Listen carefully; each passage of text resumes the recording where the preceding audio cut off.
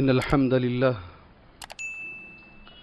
نحمده ونستعينه ونستغفره ونعوذ بالله من شرور أنفسنا ومن سيئات أعمالنا من يهده الله فلا مضل له ومن يضلل فلا هادي له أشهد أن لا إله إلا الله وحده لا شريك له وأشهد أن محمدًا عبده ورسوله أما بعد فإن خير الحديث كتاب الله وخير الهدي هدي محمد صلى الله عليه وسلم وشر الأمور محدثاتها وكل محدثة بدعة وكل بدعة ضلالة وكل ضلالة في النار. أعوذ بالله السميع العليم من الشيطان الرجيم من همزه ونفخه ونفثه. بسم الله الرحمن الرحيم. يا أيها الذين آمنوا اتقوا الله حق تقاته ولا تموتن إلا وأنتم مسلمون. يا أيها الناس اتقوا ربكم الذي خلقكم من نفس واحدة وخلق منها زوجها وبث منهما رجالا كثيرا ونساء واتقوا الله الذي تساءلون به والأرحام إن الله كان عليكم رقيبا. يا أيها الذين آمنوا اتقوا الله وقولوا قولا سديدا يصلح لكم أعمالكم ويغفر لكم ذنوبكم ومن يطع الله ورسوله فقد فاز فوزا عظيما. وقال في موضع آخر بسم الله الرحمن الرحيم. قاف والقرآن المجيد بل عجبوا أن جاءهم منذر منهم فقال الكافرون هذا شيء عجيب. وقال في موضع آخر بسم الله الرحمن الرحيم. حافظوا على الصلوات والصلاة الوسطى وقوموا لله قانتين. رب اشرح لي صدري ويسر لي أمري واحلل عقدة من لسانی یفقہوا قولی. محترم معزز بزرگان دین، نوجوانان اسلام، ملت اسلامیہ کی ماں اور بہنوں، ہر وقت، ہر گھڑی، ہر لحظہ، ہر طرح کی تعریف کے لائق اور قابل ذات اللہ وحدہ لا شریک کی ہے. اسی طرح ہر عیب سے پاکی و صفائی کے لائق اور قابل ذات اللہ وحدہ لا شریک کی ہے، جس نے قرآن مجید میں سورہ البقرہ پارہ نمبر 2 میں ہمیں یہ حکم دیا ہے، حافظوا علی الصلوات والصلاة الوسطى، حفاظت کرو ساری نمازوں کی، حفاظت کرو تمام نمازوں کی اور خاص طور سے درمیانی نماز کی. والصلاة الوسطى وقوموا للہ قانتین، اور ادب سے کھڑے ہو جاؤ اللہ کے آگے. وقوموا للہ، اور اللہ کے لیے با ادب کھڑے ہو جاؤ. یہ سورہ البقرہ کی آیت کریمہ ہے. اس آیت کی شرح علامہ ابن کثیر رحمہ اللہ ان الفاظ کے ساتھ بیان کرتے ہیں، یأمر تبارک و تعالی، اس آیت میں اللہ نے حکم دیا ہے بالمحافظۃ علی الصلوات، کہ تمام نمازوں کی ہم حفاظت کریں، فی اوقاتہا، اس کے وقت پہ نماز پڑھیں، نماز کو اس کے وقت پہ پڑھیں، وحفظ حدودہا، اور اس کے جو حدود ہیں، نماز پڑھنے کے جو شرائط ہیں، وہ شرائط کے ساتھ، اس کے ارکان کے ساتھ نماز پڑھیں.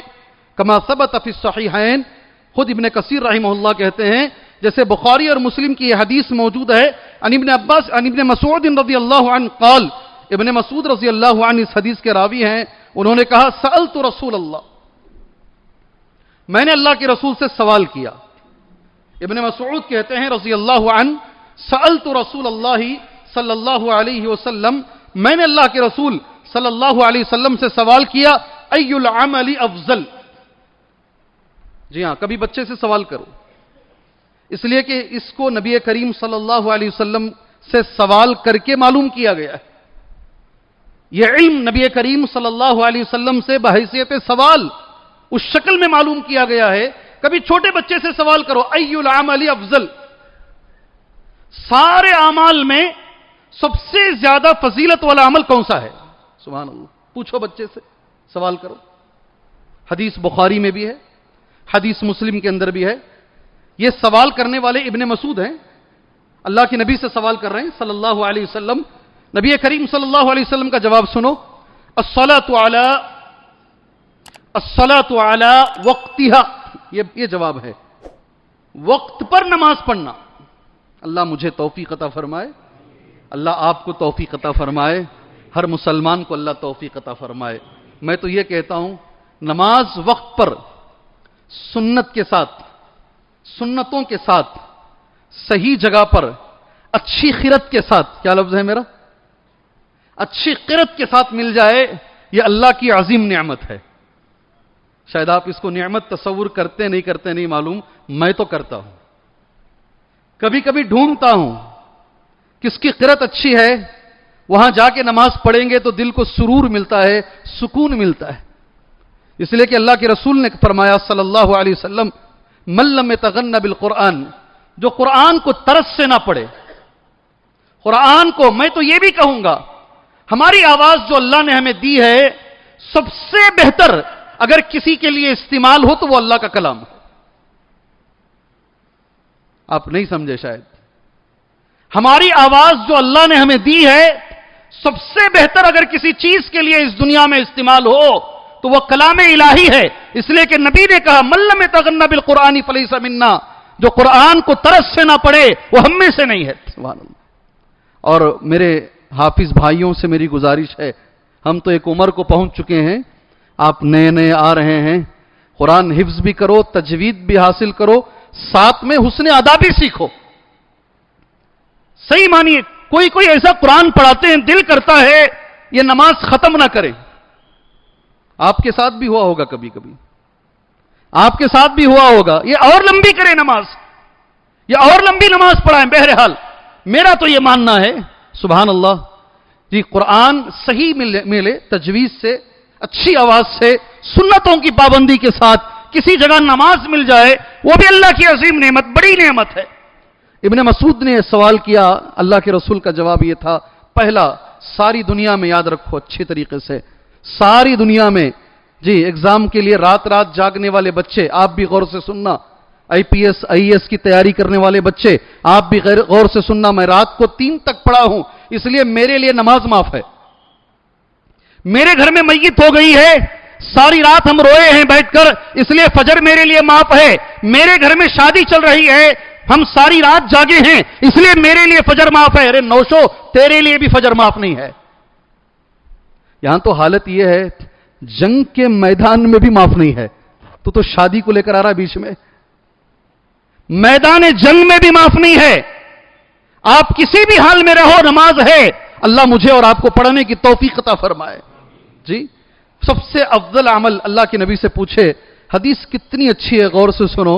نبی نے کہا دنیا میں سب سے افضل عمل نماز ہے.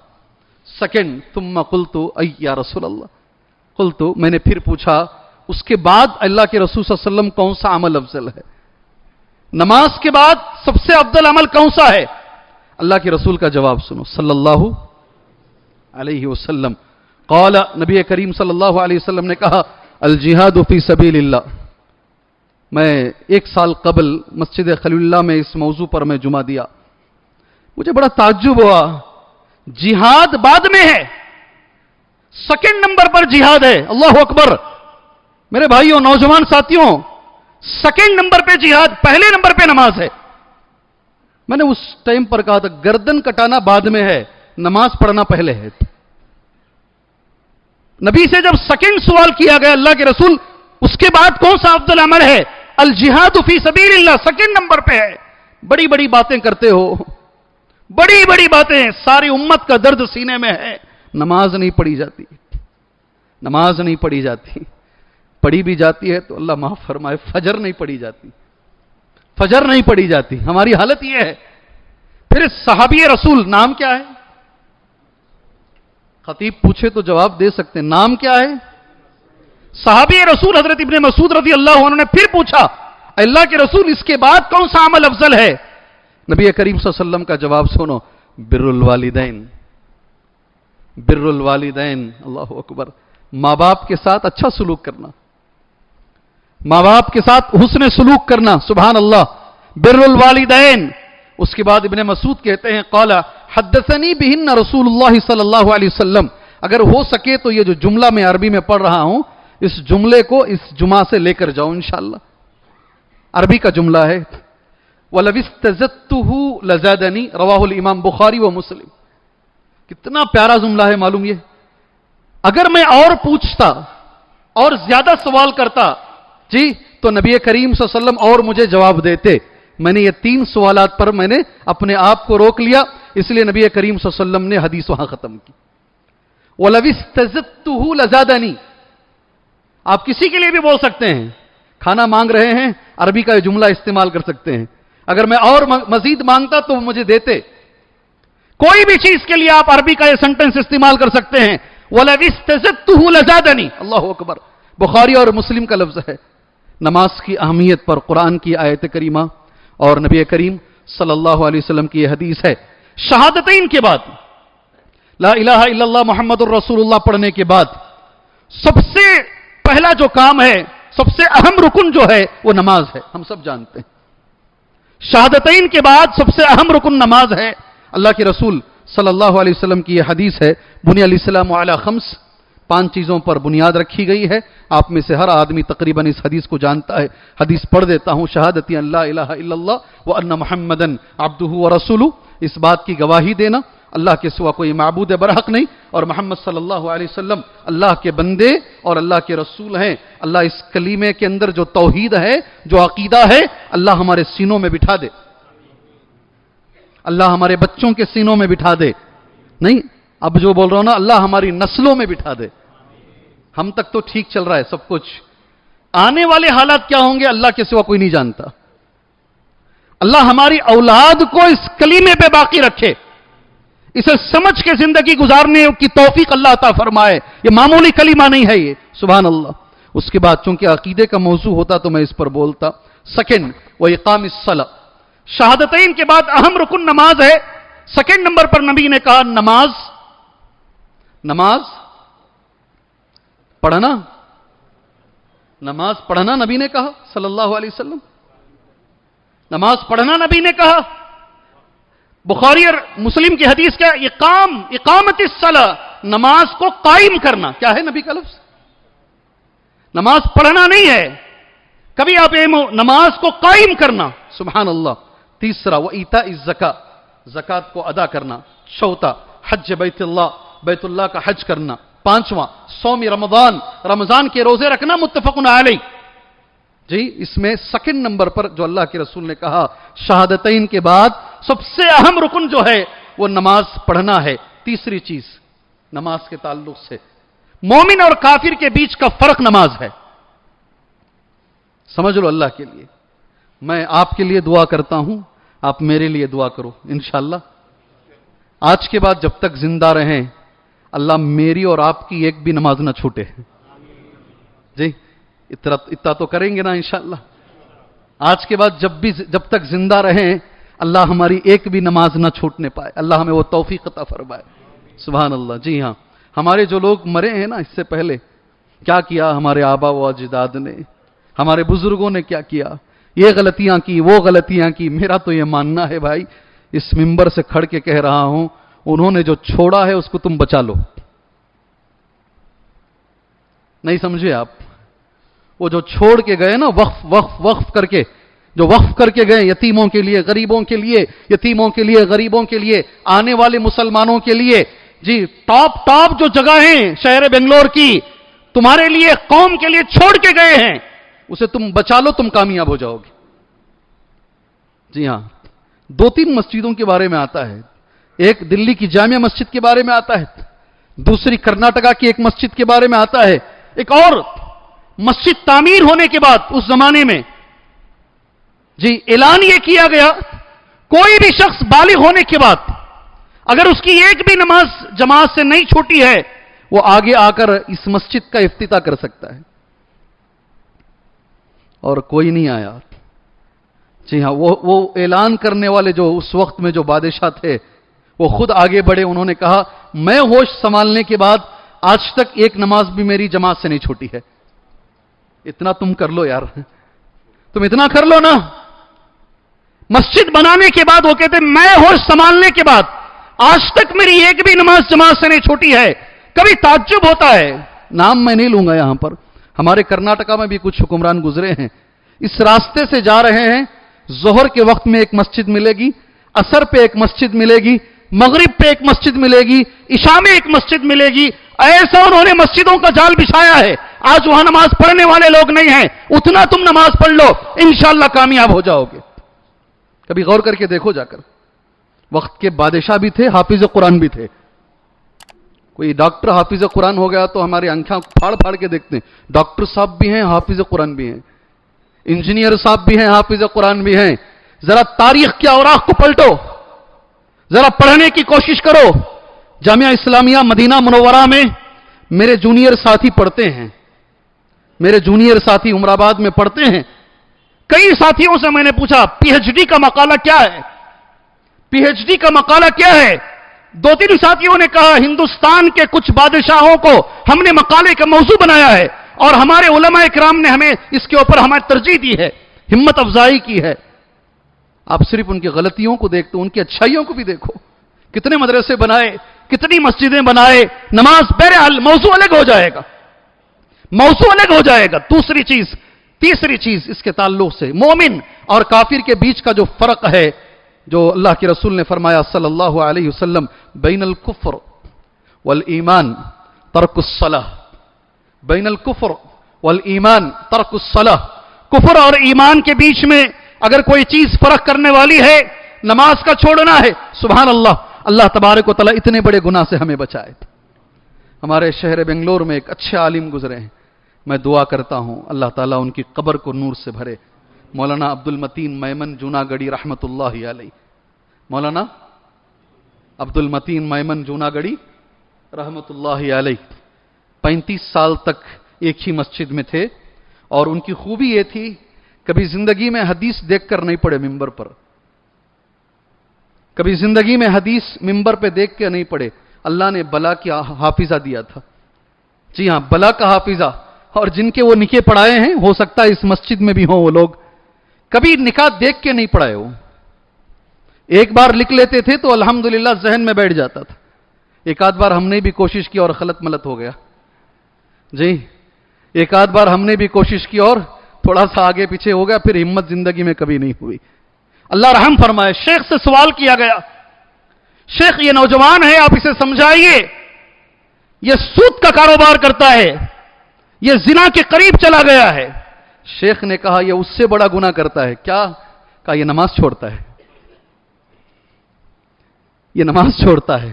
تجھے اس کے بینک میں کام کرنے کی فکر ہے مگر اس کے نماز چھوڑنے کی فکر نہیں ہے. نماز چھوڑنا اس سے بھی بڑا گناہ ہے. اللہ اکبر. اس لیے یہ کفر اور ایمان کے بیچ کا فرق ہے. یہ ایمان اور کافر کو بانٹ دیتا ہے. یہ اللہ ہمیں ہماری اولاد کو نمازی بنائے. بہت ساری باتیں ہیں. ایک آخری بات، نبی کریم صلی اللہ علیہ وسلم کی آخری وصیت.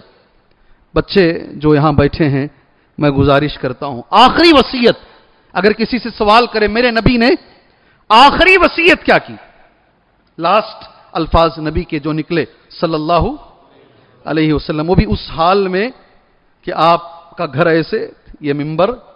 فضل بن عباس رضی اللہ عنہما، ایک اور صحابی، کندھے پہ ہاتھ ڈال کر، ایک کندھے پہ ایک ہاتھ، دوسرے کندھے پہ دوسرا ہاتھ ڈال کر اللہ کے رسول صلی اللہ علیہ وسلم کو لایا گیا. امام بخاری رحمہ اللہ نے باب باندھا کب تک آدمی کو مسجد آنا چاہیے. اس حدیث کو امام بخاری نے پیش کیا. کب تک آدمی کو مسجد آنا چاہیے؟ دیکھو غور کرو، کب تک آدمی کو مسجد میں آ کے نماز پڑھنا چاہیے. امام بخاری رحمہ اللہ نے اس حدیث کو پیش کیا. ایک کندھے پہ ایک ہاتھ، دوسرے کندھے پہ دوسرا ہاتھ لایا گیا تو نیچے پیر جو ہے لکیریں پڑ رہے تھے، پیروں میں طاقت نہیں تھی. کنکریوں کی مسجد تھی، اس لیے لکیر پڑ رہے تھے. ممبر پہ بٹھا دیا گیا. اللہ کے رسول صلی اللہ علیہ وسلم بیٹھے اور آپ کے جو آخری الفاظ ہیں، یہ آخری الفاظ ہیں نبی کریم صلی اللہ علیہ وسلم کے. جی، عن علی رضی اللہ عنہ، حضرت علی راوی ہیں، کان آخر کلام النبی صلی اللہ علیہ وسلم، آخری کلام، ابن ماجہ کی حدیث ہے، صحیح حدیث ہے، آخری جو الفاظ نبی کے نکلے، آخر کلام النبی صلی اللہ علیہ وسلم الصلاۃ. کیا نکلا؟ کیا نکلا زبان سے؟ اس حال میں جو اس حال میں جی الصلاح الصلاح، یہ حدیث پڑھنے کے بعد مجھے اچھے سے یاد ہے مکہ مکرمہ میں مستشفیٰ نور میں، نور ایک ہاسپٹل ہے، مستشفیٰ نور میں 1-2 بار یا 3 بار نماز پڑھنے کا موقع ملا، تو میں وہاں دیکھا لوگوں کو ناک میں کیا بولتے وہ آکسیجن کا یہ لگا ہوا ہے، سلنڈر ہاتھ میں ہے، ویل چیئر پہ اس حالت میں اسے مسجد میں لایا جا رہا ہے، سلنڈر ہاتھ میں لے کے آ کے اپنا سلنڈر اپنے ہاتھ میں لے کر آ کر وہ مسجد میں جماعت سے نماز پڑھ رہا ہے، اسے عذر نہیں ہے، اس لیے کہ نبی کریم صلی اللہ علیہ وسلم اس حال میں مسجد میں آئے ہیں، تو پھر میرا اور تمہارا عذر کیا ہے جان لیجئے ذرا۔ بچہ کالج کو جاتا ہے، نماز معاف، بچہ پڑھ رہا ہے، ایگزام کے لیے جاگا ہے، نماز معاف، کیا ہمارے لنگڑے لولے بہانے ہیں؟ سبحان اللہ۔ آخر کلام النبی صلی اللہ علیہ وسلم الصلاۃ، اور دوسرا ہے اللہ اس پر بھی ہمیں عمل کی توفیق عطا فرمائے، وما ملکت ایمانکم، وما ملکت ایمانکم، تمہارے سیدھے ہاتھ جس کے مالک ہوں۔ سیکنڈ لفظ نبی نے کیا کہا؟ اللہ کے رسول کا دوسرا جملہ کیا ہے؟ تمہارے سیدھے ہاتھ جس کے مالک، مطلب کیا ہے اس کا؟ لونڈیاں، غلام، نوکر جو تمہارے نیچے کام کرتے نا، جن کا کوئی اختیار نہیں ہوتا، کسی یتیم بچے کو تم پالنے کے لیے لے کر آ جاتے ہو اور اسے من چاہے طریقے سے مارتے ہو پکڑ کے، اس کے ساتھ بدتمیزی بدسلوکی کرتے ہو۔ اللہ کے رسول نے فرمایا صلی اللہ علیہ وسلم جو تمہارے زیر نگراں، تمہارے نیچے ہیں، اس میں تو صحیح ترجمہ لونڈی کا ہے، آج لونڈی کا زمانہ نہیں ہے، علماء نے کہا جو تمہارے ماتحت ہیں، جو تمہارے نیچے کام کرتے ہیں، تم نکال دو گے وہ کہیں کام اس کو ملے گا نہیں، اللہ چاہا تو ملے گا، ظاہری اسباب کی بنیاد پر ان کا خیال رکھو، ان کا خیال رکھو، یہ اللہ کے رسول کے الفاظ ہیں صلی اللہ۔ ایک مالک نے نبی سے پوچھا میرے غلام کی کتنی غلطیوں کو ایک دن میں معاف کروں؟ سبحان اللہ۔ اللہ کے رسول صلی اللہ علیہ وسلم میرے پاس ایک غلام ہے، اس زمانے میں اجرت پہ دن کے لیے مہینے کے لیے نہیں رکھتے تھے، خرید لیتے تھے، میرے پاس ایک غلام ہے، اس کی کتنی غلطیاں میں ایک دن میں معاف کروں؟ سبحان اللہ۔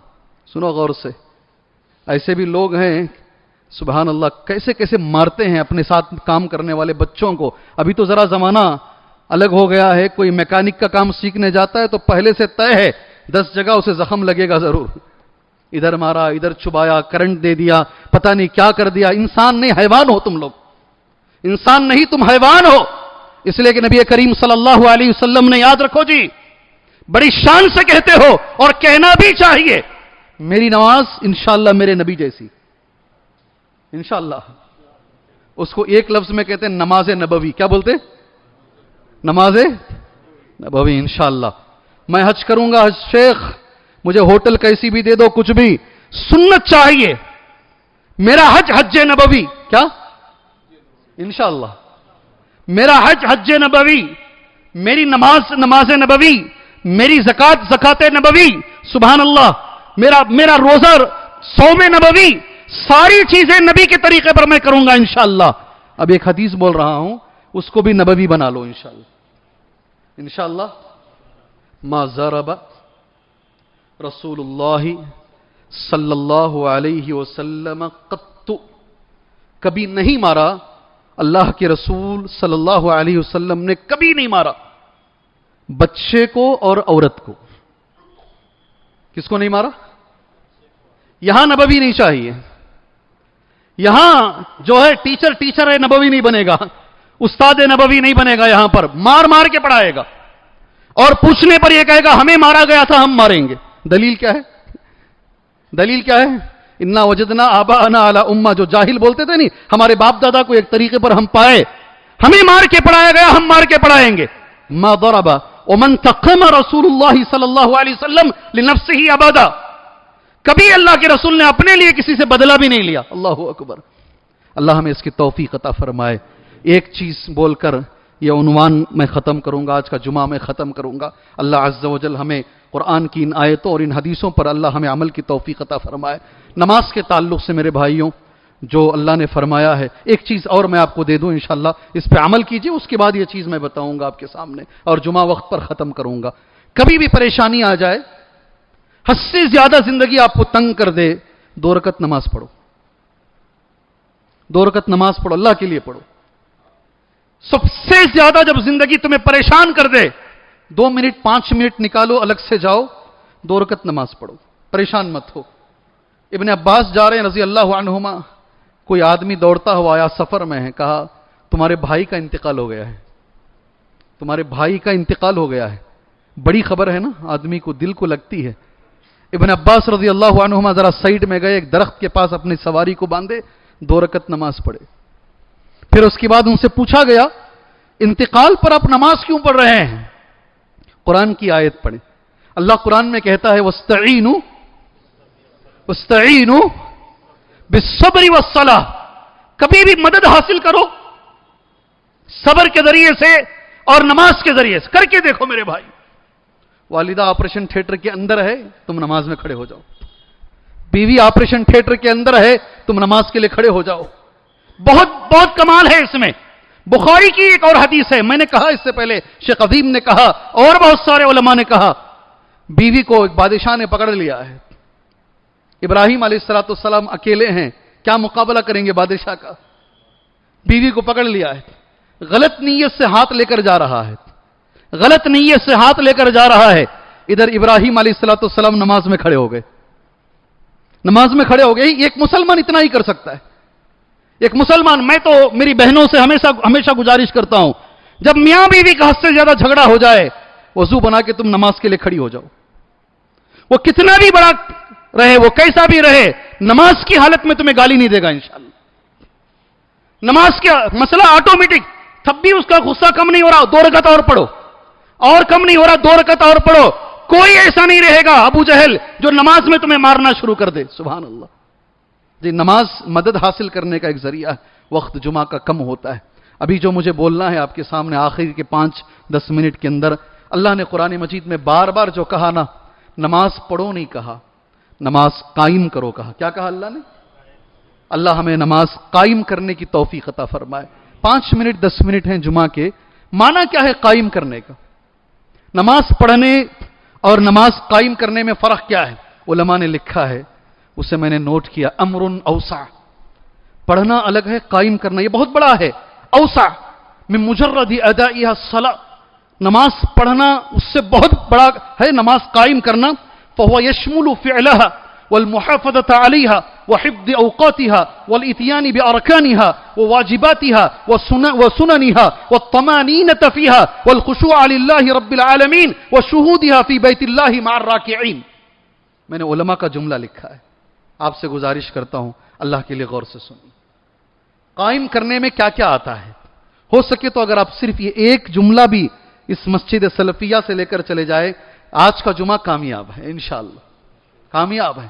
اور میں ایک اور گزارش کرتا ہوں، خاص کر نوجوان بچوں سے، حضرت ابو ہریرہ آئے اللہ کے رسول صلی اللہ علیہ وسلم کے پاس، اے میرے نبی صلی اللہ علیہ وسلم، آپ سے میں بہت سی حدیثوں کو سنتا ہوں، مجھے سب یاد نہیں ہوتا، کبھی کبھی کچھ بھول جاتا ہوں، اللہ کے رسول میں کیا کروں؟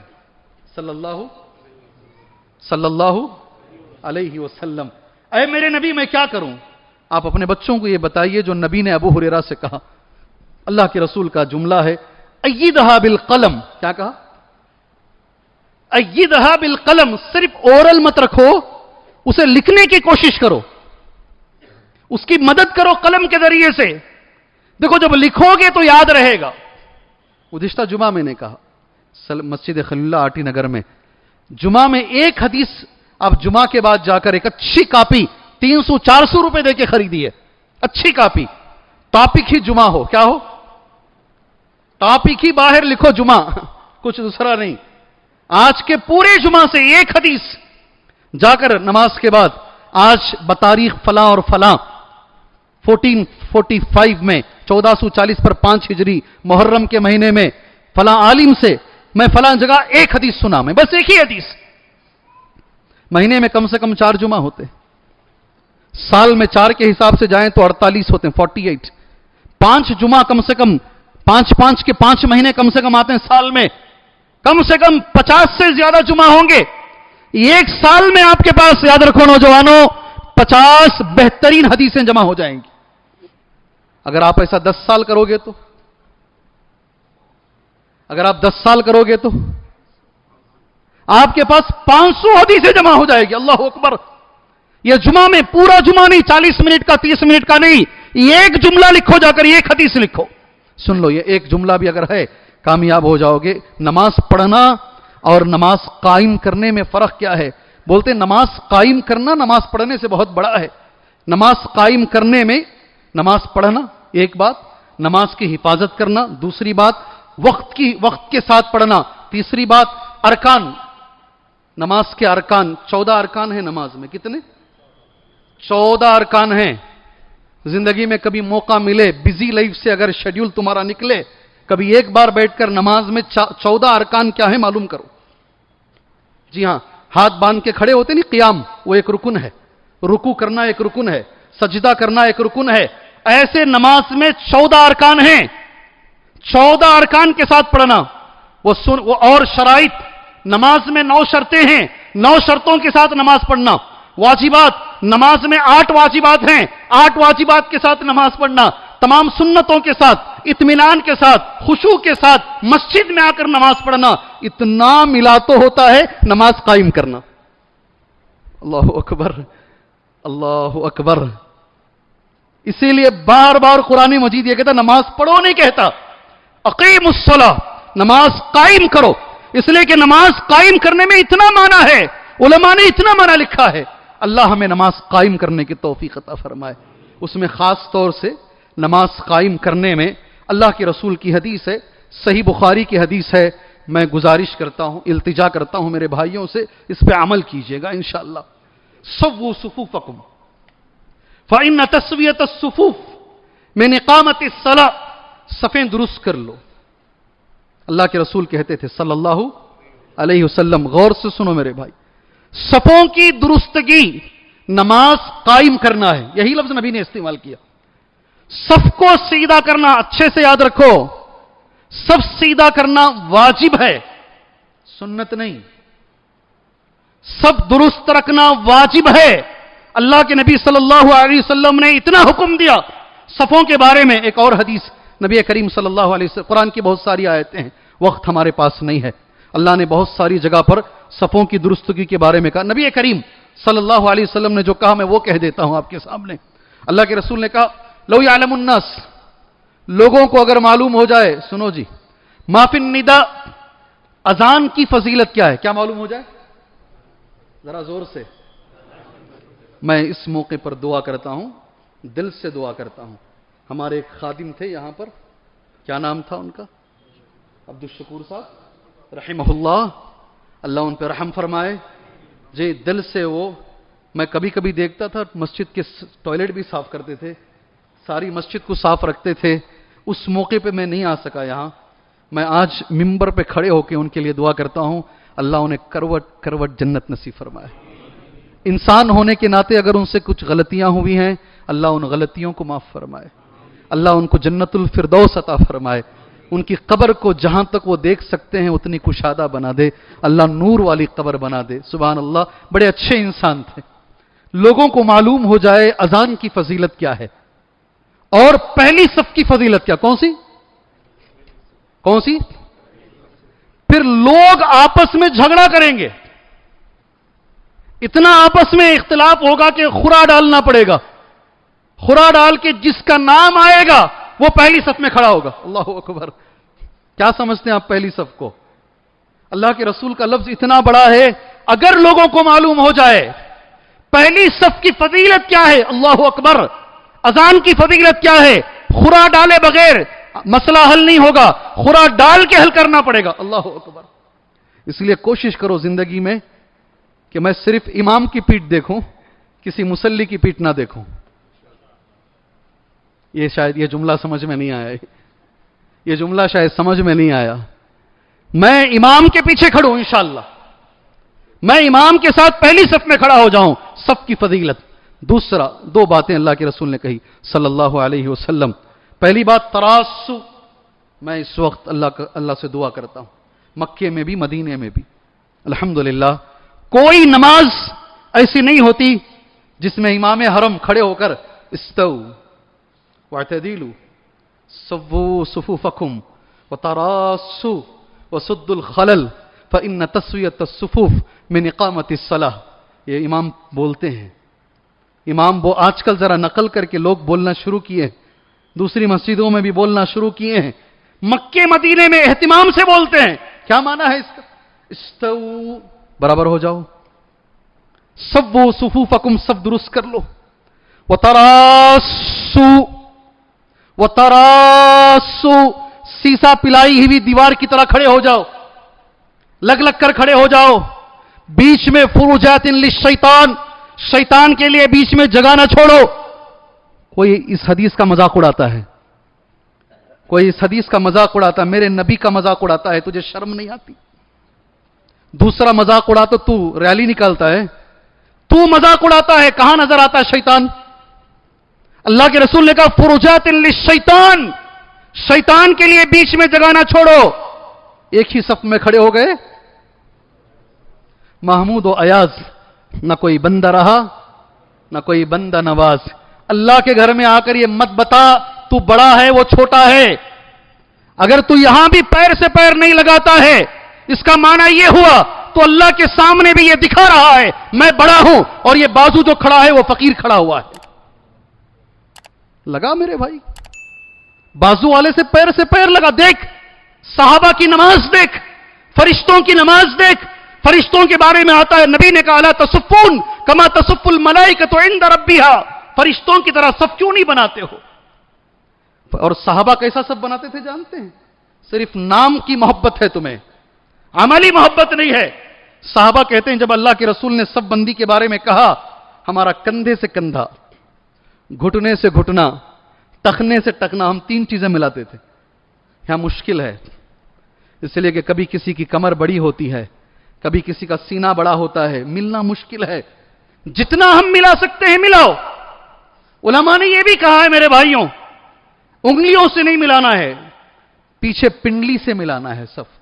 انگلیاں آگے پیچھے ہو سکتی ہیں، اس موضوع پر بیانات نہیں ہوتے، صف بندی پر بیانات نہیں ہوتے. انگلیاں آگے پیچھے ہو سکتی ہیں، سبحان اللہ. ایڑیاں آگے پیچھے نہیں ہوتی، ایڑیاں لگانے کی کوشش کرو. ایک اور گزارش کرتا ہوں، عمل کرو گے ذرا زور سے انشاءاللہ.